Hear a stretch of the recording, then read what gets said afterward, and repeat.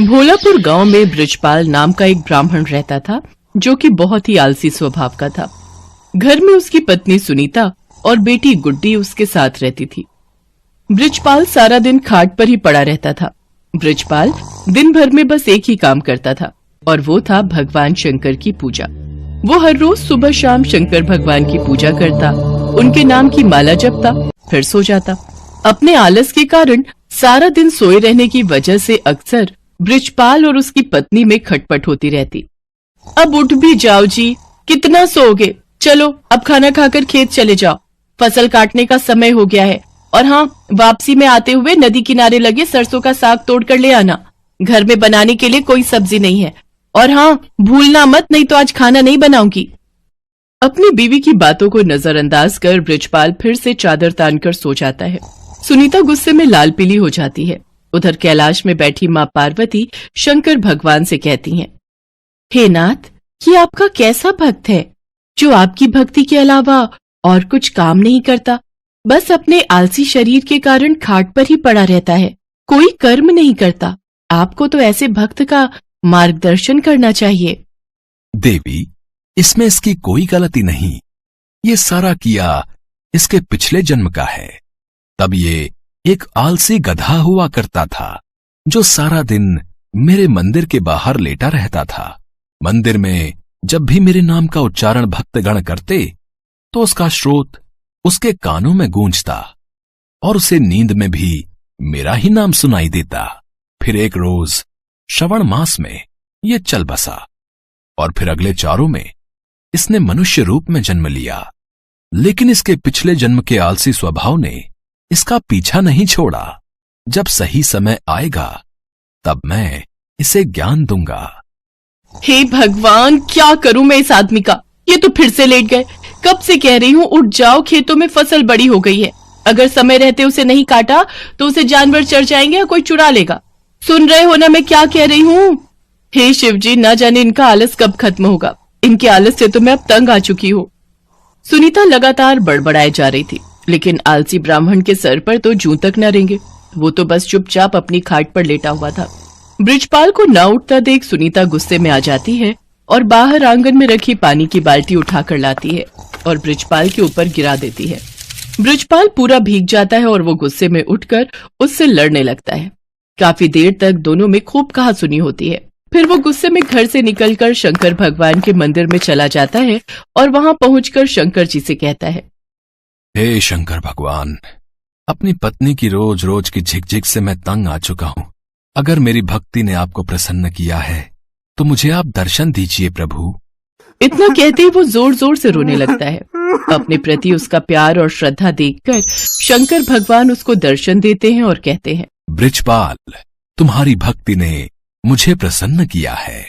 तुम सचमुच मेरे परम भक्त हो। कहो, तुम्हें मुझसे क्या वरदान चाहिए? हे प्रभु, मुझे ऐसी कोई चीज दीजिए जो मेरी हर बात माने और मेरा सारा काम कर दे। ये लो, मेरा ये छोटा त्रिशूल। तुम इस त्रिशूल को जहां भी रखोगे, वो अपना काम खुद ही करने लग जाएगा और काम पूरा होने के बाद ही रुकेगा। लेकिन हां, अगर तुमने इसे काम के लिए मना किया तो ये हमेशा हमेशा के लिए गायब होकर वापस मेरे पास आ जाएगा। भगवान शंकर उसको त्रिशूल देकर अंतर्ध्यान हो जाते हैं। त्रिशूल देखकर बृजपाल ये सोचकर बड़ा खुश हो जाता है कि अब से उसे कुछ भी काम नहीं करना पड़ेगा। इसके बाद वो त्रिशूल लेकर घर पहुंचता है और अपनी पत्नी और बेटी को त्रिशूल के बारे में सारी बात बताता है। अगले दिन सुबह ही बृजपाल ने भगवान शंकर का नाम लेकर उस त्रिशूल का इस्तेमाल शुरू कर दिया। वो जैसे ही त्रिशूल को घर के बीचों बीच रखता, सारे घर में अपने आप ही सफाई हो जाती। वो जिस भी चीज पर उस त्रिशूल को रख देता, वो अपने आप काम करने लग जाता। खेतों में रख देता तो अपने आप ही सारी फसल कट जाती। ऐसे ही कई दिन बीत जाते हैं। एक रोज जब सुनीता गुड्डी के साथ अपने मायके गई होती है, तो बृजपाल त्रिशूल को गैस के पास रखकर कहता है, मेरे लिए जल्दी से स्वादिष्ट सा भोजन तैयार कर दो। चूल्हे पर अपने आप कढ़ाई चढ़ जाती है और उसमें खुद ही तेल मसाले पड़ने लग जाते हैं।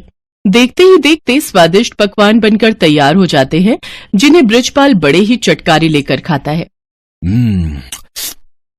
आहा हा हा, वाह, मजा ही आ गया। वाह वाह वाह, क्या स्वाद है। रोज भाग्यवान के हाथों का भोजन करके तो मैं परेशान ही हो गया था। सच में कमाल का है ये त्रिशूल। खाना खाकर बृजपाल आराम से गहरी नींद में सो जाता है और फिर जब अगली सुबह जागता है तो कुएं के पास जाकर उस त्रिशूल से कहता है, जल्दी से मेरे नहाने के लिए कुएं में से पानी निकालकर इस बाल्टी में भरा जाए। कुएं में से पानी निकालना हो, पौधों को पानी देना हो, साफ सफाई, कपड़े, बर्तन, सभी तरह के काम वो त्रिशूल बृजपाल के कहते ही कर देता। बृजपाल बगीचे में पड़ी पाइप के पास जाता है और अपने त्रिशूल को उससे छुआते हुए कहता है, पाइप, जल्दी से इस बगीचे में लगे पेड़ पौधों को अच्छे से पानी दे दो। पाइप अपने पौधों में पानी देने लग जाती है।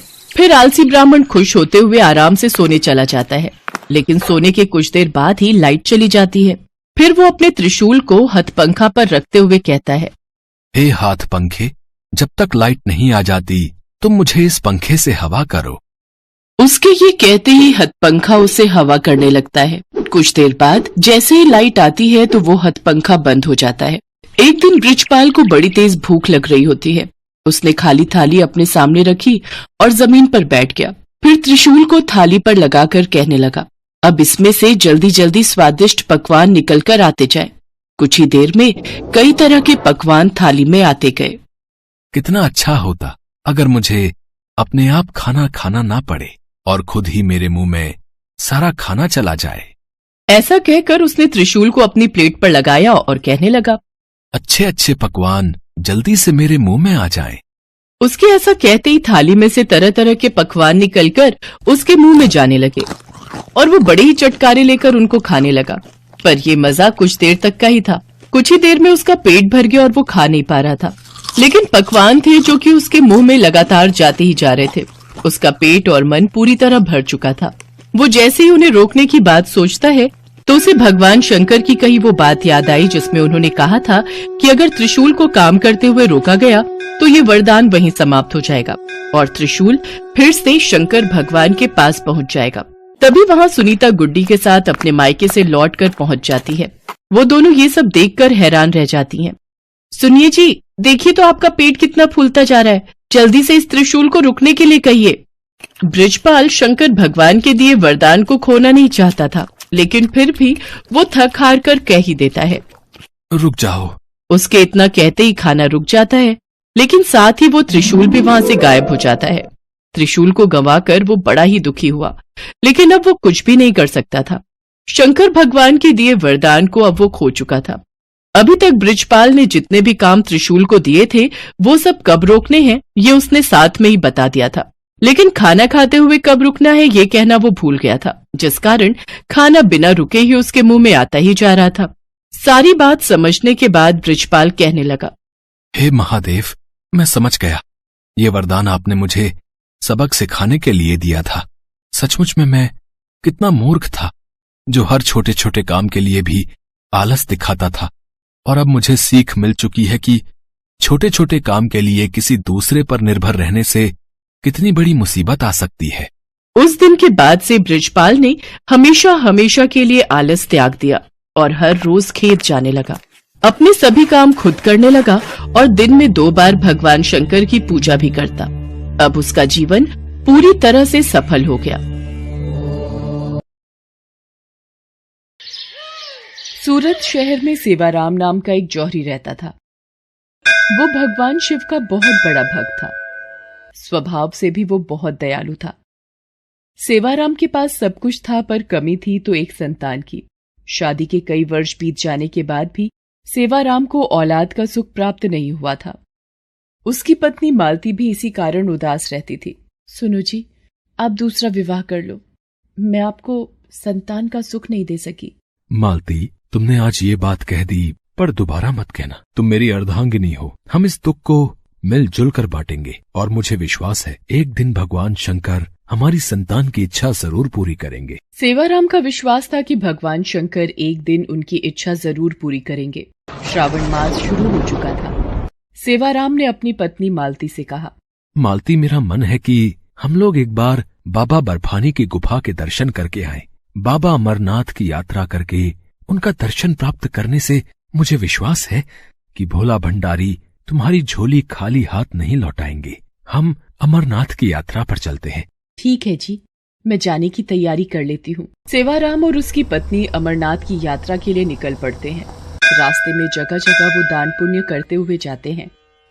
बाबा अमरनाथ की यात्रा के रास्ते में जितनी भी लंगर कमेटियां दिखती हैं, सेवाराम वहां यात्रियों की सहायता के लिए किए जाने वाले इंतजामों में अपनी मदद देता है, खूब दान करता है। उसे सच्ची भक्ति थी कि बाबा भोलेनाथ उसे खाली हाथ नहीं लौटाएंगे। ओम नमः शिवाय का जाप करते हुए वो अमरनाथ पहुंचते हैं। मालती, कितना सुंदर और अद्भुत नजारा है। जय भोले बर्फानी। सच में अमरनाथ की गुफा में शिवलिंग के दर्शन करके मन प्रसन्न हो गया। भोलेनाथ, मैं संतान सुख से वंचित हूँ। मालती की गोद में औलाद का सुख भर दो प्रभु। मैं बड़े विश्वास के साथ आपके दर्शनों को आई हूँ। भोले बाबा, मेरी सोनी गोद भर दो। हे भोलेनाथ, आप अपने परम भक्त की संतान प्राप्ति की इच्छा क्यों नहीं पूरी कर रहे? ये लोग सच्ची भक्ति का फल आपसे मांग रहे हैं। देवी पार्वती, मैं भी चाहता हूँ अपने भक्तों को उनकी इच्छा अनुसार वरदान देकर उनकी पूजा और विश्वास को सफल बनाऊं। पर सेवाराम को जो पुत्र प्राप्त होगा, उसकी पिछले जन्म के कर्मों के कारण अल्पायु अवस्था में ही मृत्यु हो जाएगी। जो बालक जन्म लेगा, आखिर पिछले जन्म में उसने ऐसा क्या पाप किया है जो इस जन्म में छोटी आयु का योग है? तो सुनो देवी पार्वती, पिछले जन्म में ये बालक जो दोबारा जन्म लेगा डाकू मंगल था। लूटपाट करके लोगों को मार देना, यही इसका काम था। एक दिन, अरे लगता है कोई बारात जा रही है। इसे लूटने में बहुत धन की प्राप्ति होगी। रुक जाओ, बारात तभी आगे जाएगी जब ये सारी धन दौलत रुपया पैसा तुम मुझे दे दोगे। हमें जाने दो, ये तुम सब ये रख लो। मेरे इकलौते बेटे की आज शादी है, हमें जाने दो। नहीं पिताजी, इस डाकू को कुछ मत देना। ये लोग ऐसे ही भोले भाले लोगों को डरा धमकाकर लूट लेते हैं। अच्छा, तुझे मेरे से डर नहीं लगता? तो ये ले। डाकू उस व्यक्ति के इकलौते लड़के को तलवार से मार देता है। जितने भी बाराती थे वो भी बचने की कोशिश करते हैं, पर मंगल सबको मार देता है। आज जैसे तूने मेरे इकलौते बेटे को तड़पा तड़पा कर मारा है, मैं तुझे श्राप देता हूँ, तू भी ऐसे ही तड़प तड़प कर मरेगा।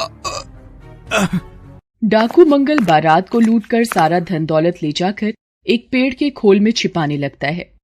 उस खोल में एक नाग रहता था। नाग डाकू मंगल के हाथ पर डस लेता है। नाग के डंक मारने से डाकू मंगल तड़पने लगता है और उसकी मृत्यु हो जाती है। देवी पार्वती, जिस बालक को डाकू मंगल ने तत्काल मृत्यु दी थी, वह उस वक्त 21 वर्ष का था। इसलिए डाकू मंगल इस जन्म में मेरे भक्त सेवाराम के पुत्र के रूप में यदि जन्म लेगा तो उसकी उम्र भी 21 वर्ष ही होगी। पर भोलेनाथ, आप अपने भक्त सेवाराम को भी तो निराश नहीं कर सकते। वो आप पर पूर्ण विश्वास करके ही अमरनाथ की यात्रा पर निकला है। आप उसके विश्वास को कैसे डगमगाने दे सकते हैं प्रभु? ठीक है देवी पार्वती, मैं सेवाराम और मालती की संतान प्राप्ति की इच्छा पूरी कर देता हूँ। अमरनाथ में शिवलिंग के दर्शन करके सेवाराम और मालती एक आस लेकर घर वापस आ जाते हैं। रात को सपने में, उठो सेवाराम, तुमने बड़े विश्वास के साथ मेरी अमरनाथ यात्रा पूरी की है। तुम्हारी भक्ति से मैं प्रसन्न हूँ। ठीक 9 महीने बाद तुम्हारी पत्नी मालती एक पुत्र को जन्म देगी, पर वह पुत्र सिर्फ 21 वर्ष तक ही जीवित रहेगा। उसके पश्चात उसकी मृत्यु हो जाएगी। ये बात तुम्हें ध्यान में रखनी है। भगवान शंकर सेवाराम को संतान का वरदान देकर ओझल हो जाते हैं। सेवाराम की नींद खुल जाती है। वो शिव जी द्वारा बताई गई बात को ध्यान में रखता है और बिना घबराए बस प्रभु को धन्यवाद देता है। ठीक 9 माह के पश्चात मालती एक सुंदर से पुत्र को जन्म देती है। ये देखकर सेवाराम खुशी से फूला नहीं समाता। भगवान भोलेनाथ का वरदान है मेरा बच्चा, इसलिए इसका नाम भोला रखेंगे। मेरा प्यारा बेटा, मेरा भोला। धीरे धीरे भोला बड़ा होने लगता है। सेवाराम बचपन से ही भोला के मन में शिव भक्ति की लगन पैदा करता है। एक दिन शिव मंदिर में, भोला, तुम्हें एक बात हमेशा याद रखनी है कि तुम्हें हर पल ओम नमः शिवाय मंत्र का जाप करना है। ठीक है पिताजी, मैं अब से ऐसा ही करूंगा। भोला हमेशा ओम नमः शिवाय मंत्र का ही जाप करता था। सेवाराम भोला के हाथों से खूब दान पुण्य करवाता, भूखों को भोजन करवाता। उसने भोला को शिव के सभी मंदिरों और धाम की यात्रा भी कराई। धीरे धीरे 21 वर्ष पूरे होने वाले थे। एक दिन, सुनो जी, आप भोला को भैया के साथ कहाँ भेज रहे हो, वो भी 1 माह के लिए? मैं अपने बच्चे के बिना कैसे रहूंगी? 1 माह के पश्चात तो इसका 21वां जन्मदिन भी है। मालती, मैं भोला को काशी नगरी भेज रहा हूँ। वहाँ 1 महीना रहकर अपने मामा के साथ भगवान भोलेनाथ की पूजा और साधना करेगा, ताकि इस पर भगवान शंकर की कृपा बनी रहे। सेवाराम जानता था कि भोला की मृत्यु का समय निकट आ रहा है, इसलिए वो भोला को उसके मामा के साथ समझा बुझाकर काशी नगरी भेज देता है। मामा जी, आप मेरे हाथों रोजाना ये यज्ञ, हवन और दान पुण्य क्यों करवा रहे हो? भोला, तुम्हारे पिताजी की आज्ञा थी कि 1 माह तक रोजाना तुम्हें यज्ञ और दान पुण्य के कार्य करने हैं। कल सोमवार है, तो कल तुम्हारी पूजा संपूर्ण हो जाएगी। भोला की मृत्यु का केवल एक ही दिन शेष रह गया था। उस दिन सावन का आखिरी सोमवार था। भोला पूरा दिन शिवलिंग की पूजा अर्चना करता रहा। अचानक वो अपने मामा से बोला, मामा जी, मेरी तबीयत कुछ ठीक नहीं लग रही। मैं कुछ देर विश्राम करना चाहता हूँ। ठीक है भोला, तुम चलकर कक्ष में थोड़ी देर आराम कर लो। जैसे ही भोला कक्ष में आराम करने के लिए पहुंचता है तो चक्कर खाकर गिर जाता है और उसकी मृत्यु हो जाती है। भोला का मामा रोने लगता है। भोला मेरे भांजे, मेरे बच्चे, अरे उठ, अरे ये अचानक तुझे क्या हो गया? तो कुछ बोल क्यों नहीं रहा? प्रभु, भोला ने इस जन्म में आपकी भक्ति के सिवा कुछ नहीं किया। वो जब से धरती पर गया है, आपकी ही पूजा भक्ति की है। फिर तो उसके पिछले जन्म के बुरे कर्म इस जन्म में मिट जाने चाहिए। आपके श्रावण मास के माह में उसने इतने यज्ञ और दान पुण्य किए। अपने पिता सेवाराम की आज्ञा का पालन करते हुए उसने सिर्फ अच्छे कर्म किए हैं। क्या अब भी आप इसकी आयु के संकट को दूर नहीं करेंगे?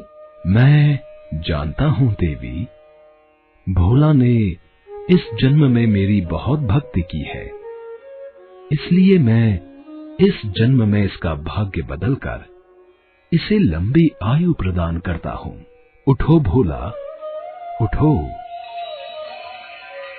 भोला एकदम उठकर बैठ जाता है, जैसे उसे किसी ने नींद से जगाया हो। मामा, मुझे क्या हुआ था? ऐसा लगा मानो भगवान भोलेनाथ मुझे गहरी नींद से उठाने आए थे।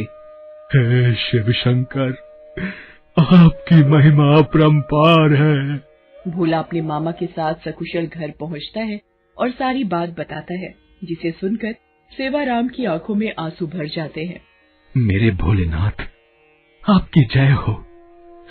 आपकी लीला न्यारी है प्रभु। जय भोले बाबा की। ओम नमः शिवाय, ओम नमः शिवाय।